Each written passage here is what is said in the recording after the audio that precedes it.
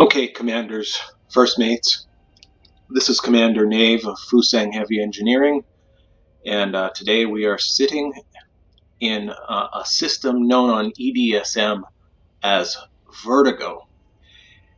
It was meant to be part 1A of the first leg of the Face the Horror expedition, but in my infinite genius in planning it, it made better sense to make this the first waypoint to visit. I tested what I'm about to show you last night, and it's pretty neat. Now, not everyone that's watching the video is familiar with the game.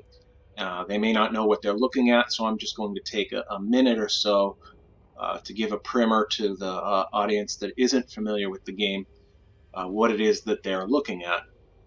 Most of you that do play are familiar with everything you see, you know how to use it, and you took the time and effort to learn how to do this so that you could get this far. Anyway, here goes, left to right, top to bottom. First placard you see is the Elite Dangerous nomenclature for galactic positioning. It's set aside by sector. This sector is enumerated via letters DUMBAE, AB-W, E2-6331 space A rather. Really, really, really sexy. But either way, those of us who are familiar with the game and know how to use the galactic map have an idea of what it is we're looking at, and it's just enough to tell you where you are and give you an idea of where you're going when you plot another jump. I'm 199 light seconds away from the body, which is the letter A at the very end of it. That indicates that it's the central body of the system. It's the most mass in the system, and in this case, it would be a 2 3/4 solar mass black hole. It is, I have it plotted directly in between my ship, pardon me, my ship and spectral type K-class star that has fallen off of the main sequence. It lived most of its life as either an F8, F7, or a G0 star. It's aged 4 billion years and basically became a K-class supergiant. As you can see by the solar radius, it's 35 times the size of the Sun. Just an enormous and cool star, and I say cool not in the aesthetic sense. It's cool in the actual sense at only 3775 Kelvin, as opposed to the Sun, which runs a little closer to 8,000 Kelvin. Either way, it's about to shed its mast via the solar wind when it dies, and the black hole or the neutron star that's further away in the system are going to eat all of the matter it spews off. Either way, we'll go back to where we were, continue working to the from the left to the right. It indicates that I'm looking at a black hole and that we are in deep space. Kind of obvious. Next to that, that little shiny disk just shows you what it is you're looking at. In this case, that's the symbol for a black hole. And then next to that is your point vector, which shows what your ship's pointed at. Right now, the sensors are locked on the black hole itself. We can't see the black hole because light cannot escape it. There's just too much gravity. It curves space too much to allow light to even escape. Next to that, still, the crescent that surrounds the disk in the middle is our heat. It's indicating that the ship is running at 22%. This ship runs fairly cool, almost no matter what I'm doing with it, unless I'm about to fly directly into a star or caught in a neutron star cone. it just doesn't overheat unless I'm otherwise in silent mode or doing something stupid with it too close to a star. The disk that you're looking at that's pulsating there, that's the sensor array. It indicates what is in the system. Right now I'm not close enough to anything for it to show anything, but that is what it is. And right now I'm cycling through the various ship functions. We want to kind of leave it on scanner because we're in the middle of an expedition. And I can expand and retract the sensor range like so with that little bar on the bottom.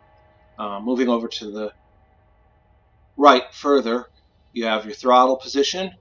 Right now I'm throttling up. And your speed, which indicates when I'm at full throttle. With the engines in the mode that they're in, I do about 178 meters per second.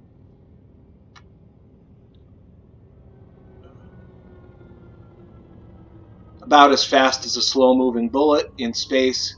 You're basically standing still.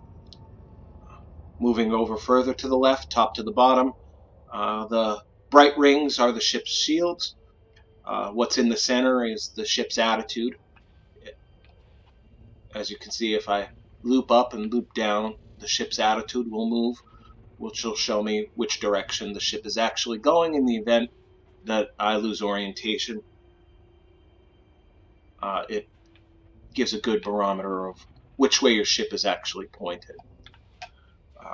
Beneath that is your hull integrity, that's at 100%. The ship's hull is fully repaired.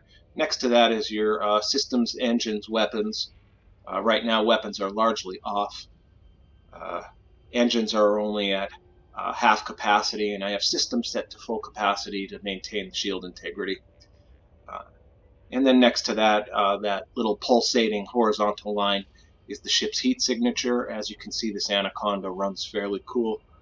How much fuel I'm using per hour, and the bar underneath is basically the fuel gauge, and then you have statuses, whether or not I'm mass locked, if I'm too close to anything to jump into a wake.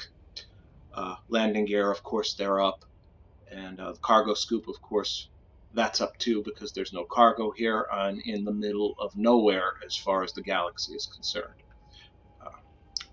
So anyway, what we're going to do here was something I tried last night, where we're going to fly directly into the black hole with the supergiant K-class star behind it.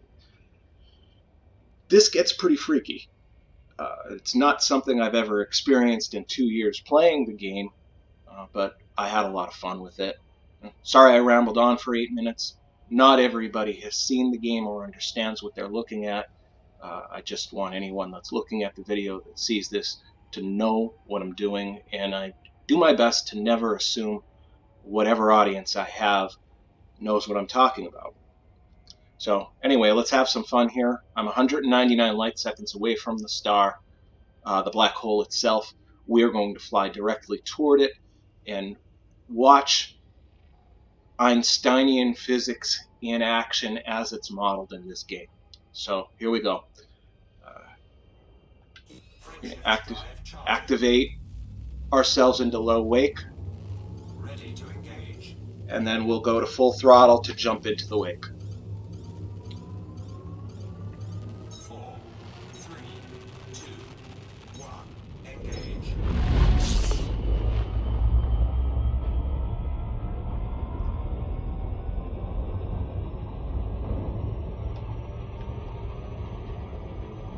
Throttle back to slow down the action, and we're actually a lot farther away from the large star than you'd think. But it's not going to matter as you watch what happens next.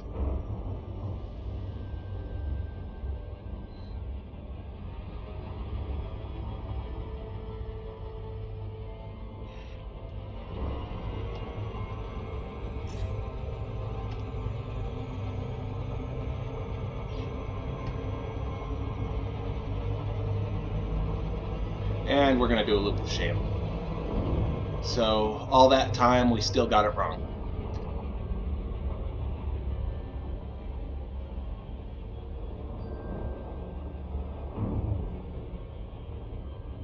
That's all right. There's our black hole as it twists space around us.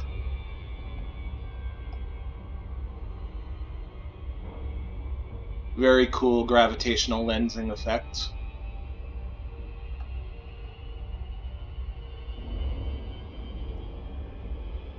Let's see if we can line up right and do this again.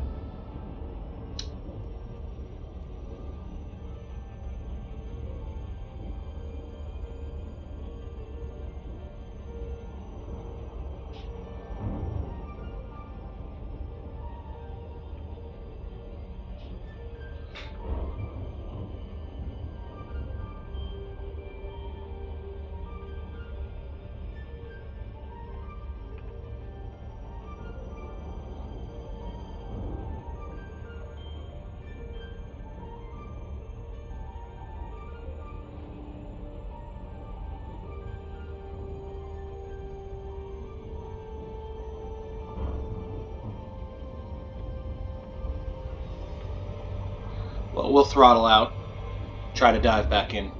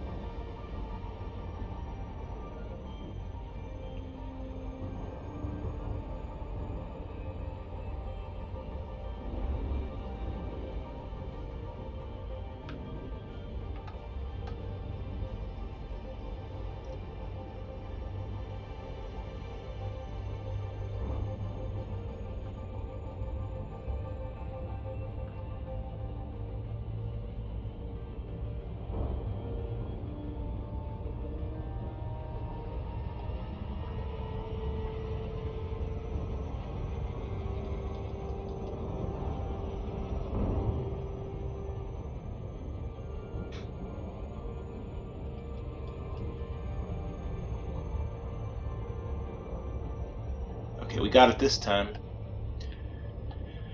And we just head right for the center of the mass of the black hole, which is not helpful that you can't see it.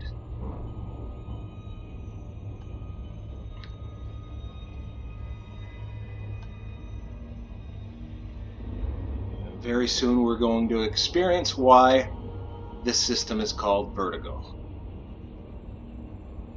Because it's like base jumping in a cave, and that patch of stalactites that you're about to fall on just continues falling away from you as you fall.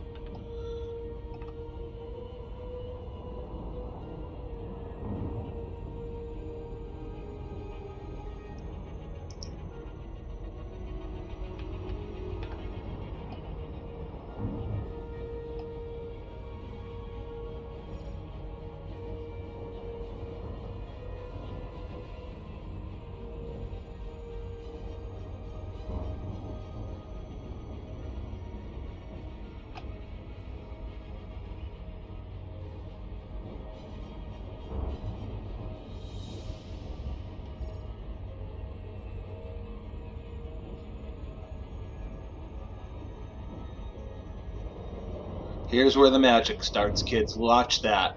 The star keeps falling away from you.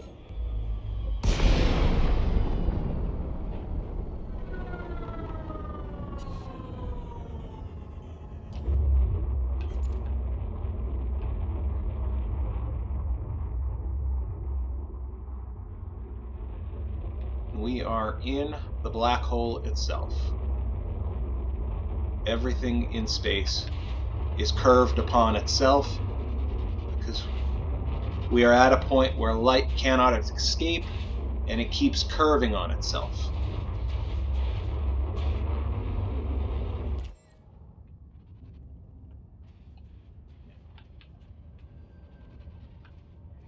Anybody care to see what happens when we jump out? Frameshift Here we drive go. charging. Ready to engage. 4, 3, 2, 1. Engage. Warning. Temperature critical.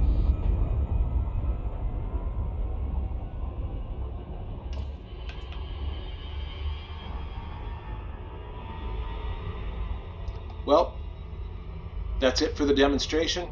Hopefully I didn't bore anyone to death. Never fly without a rebuy. 07. Commander Naves signing out.